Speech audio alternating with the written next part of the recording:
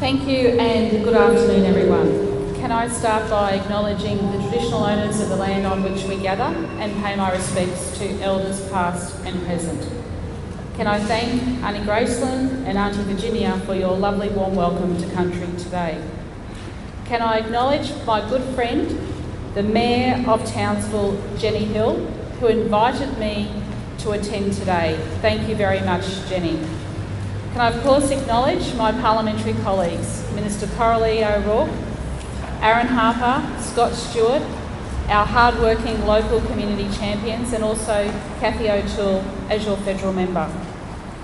Can I welcome all the representatives of the Mabo family, specifically Gail Mabo, who is with us here today. Distinguished guests, ladies and gentlemen, one and all. It is an honour to be invited to speak here today on this significant occasion, to mark the 25th anniversary of the High Court's Mabo decision. The decision was significant for a number of reasons. It gave legal recognition to the principle that Aboriginal and Torres Strait Islander peoples had settled this land more than 60,000 years ago, and that they had developed over this time their own culture, their own set of laws, including those pertaining to land ownership and inheritance. It rejected the legal fiction that when the British settled Australia, the land was vacant or terra nullius, and that the inhabitants had no legal claim to the land. It recognised that the Miriam people of the Eastern Torres Strait had rights as against the whole world to possession, occupation, use and enjoyment of that land. This was a testament to the Australian legal system and to our many lawyers who are motivated by noble causes to ensure that just and sound legal arguments can be argued before the highest court of the land. 5 men from the Torres Strait, with little formal education, but who were well versed in the laws and traditions of their own culture, were able to educate the rest of the nation. Our politicians, our lawyers, our academics and our judges, to understand the intricate system of land ownership that existed in the Murray Islands. Last year I had the enormous honour of being granted permission by Auntie Benita Mabo and her family, the Mabo families, Miriam families and others, to visit the gravesite of Uncle Eddie Koiki Mabo.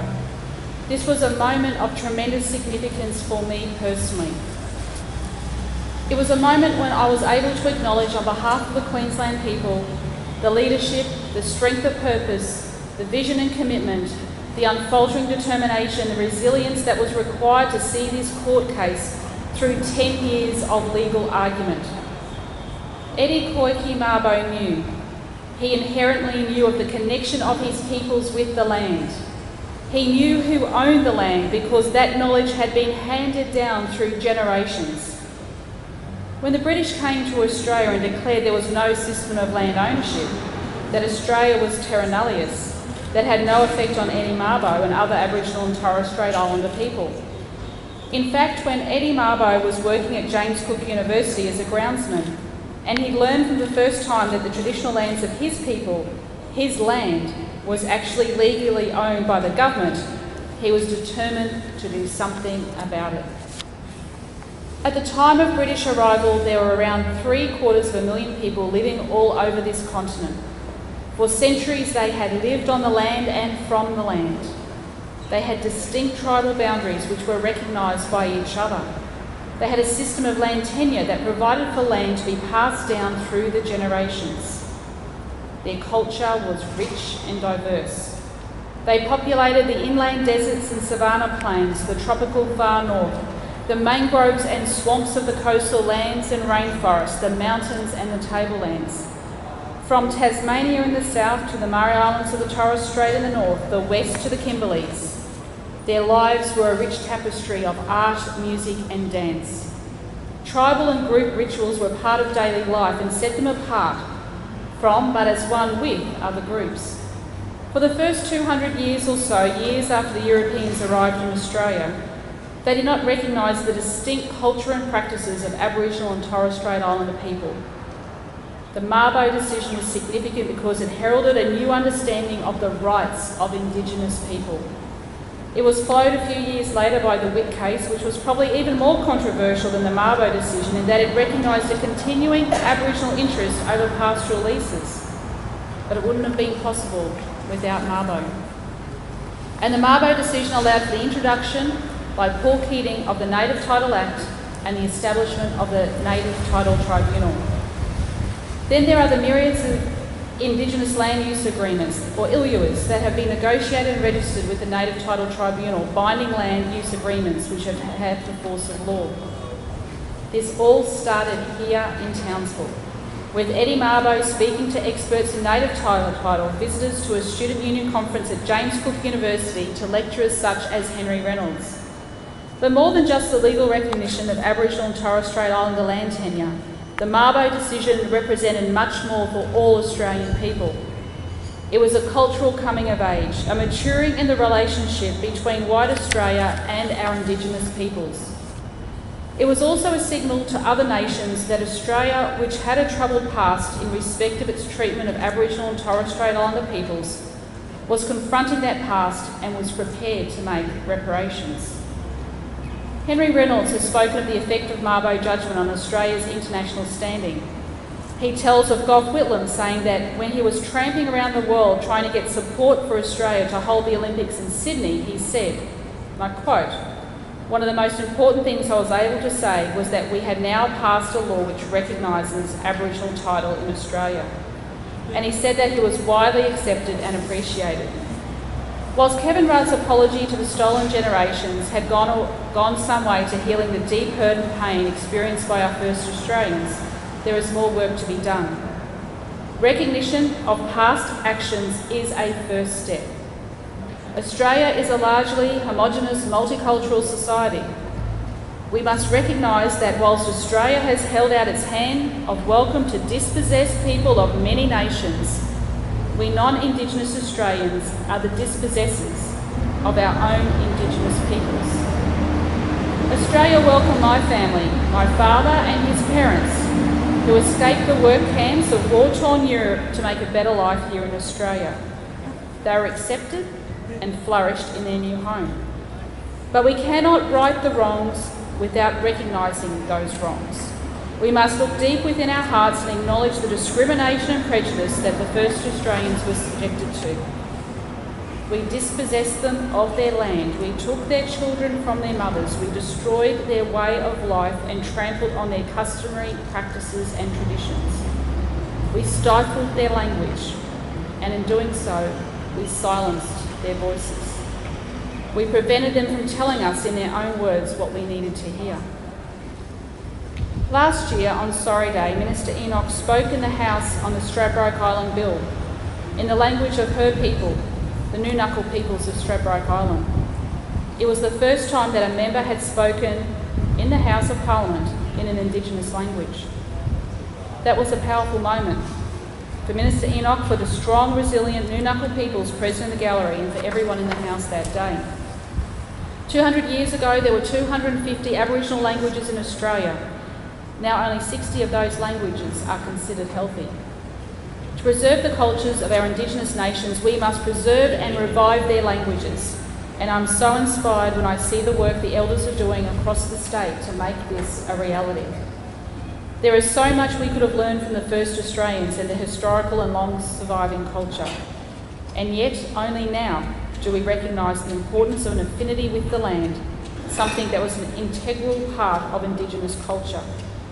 Only now do we start to understand from the wise teachings of Indigenous peoples how our dealings with the land can have ever long-lasting and detrimental effects. Only now do we listen to the elders who pass on the knowledge of the healing properties of our native plants, or the beauty of our native flowers, or the wonderful and unique food sources that sustained and nurtured Indigenous people long before European arrival. Only now do we value the unique art and dance and music of our Indigenous nation. Each year I attend the Cairns Indigenous Art Fair. The showcase of the artistic endeavours of our First Nations people inspires me and fills me with the wonderment and a deep appreciation of the gift of beauty. We listen in awe and wonder to the stories of the dreaming, in the knowledge that these same stories have been told on these lands for 60,000 years. We have made much progress in the 229 years since the British arrived in this great land. We have created a multicultural society that recognises the value of the diverse cultures that make the modern Australian nation.